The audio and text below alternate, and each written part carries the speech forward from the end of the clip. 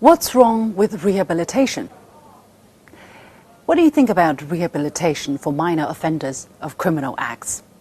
Is there any better way to deal with them than providing de-radicalization courses if they show true remorse for what they did? If they're willing to learn new skills so they can return to a normal life? This is what China has been doing in Xinjiang over the past 3 years.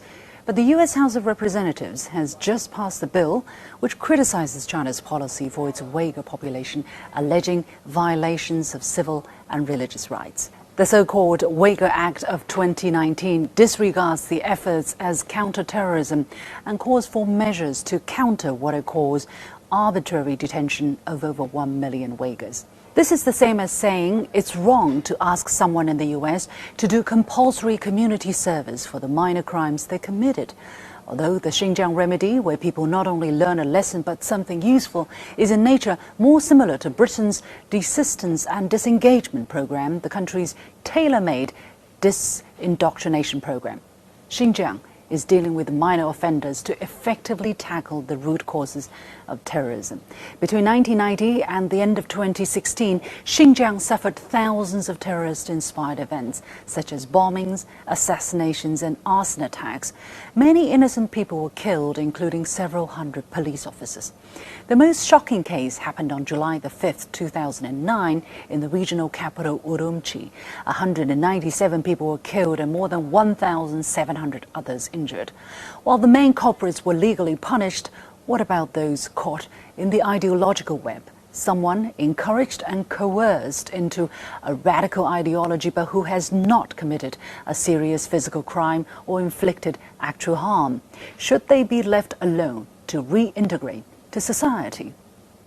Xinjiang's answer to this is education and vocational training as a necessary intervention to help them regain reason and sensibility. They learn the law, science, language skills, communication techniques and various job skills such as textiles, food processing, e-commerce and auto maintenance and repair. As a result, many have now resumed a normal life, either finding a job or starting their own business. Not a single terror case has occurred in the past 3 years, and tourism is booming once again.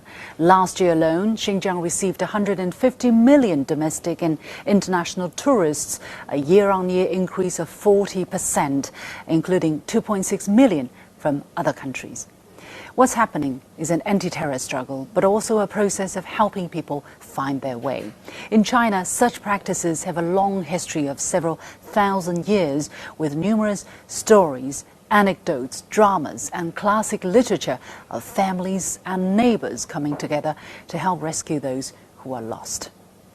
The United Nations 2016 Plan of Action to Prevent Violent Extremism blames, among others, poverty, unemployment, the cynical distortion and misuse of religious beliefs as the backdrop and motivation of violent extremism.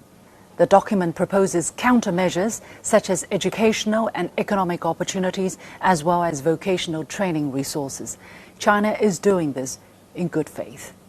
Ironically, when life returns to normal, Nancy Pelosi and her colleagues are angry just as they were over Hong Kong.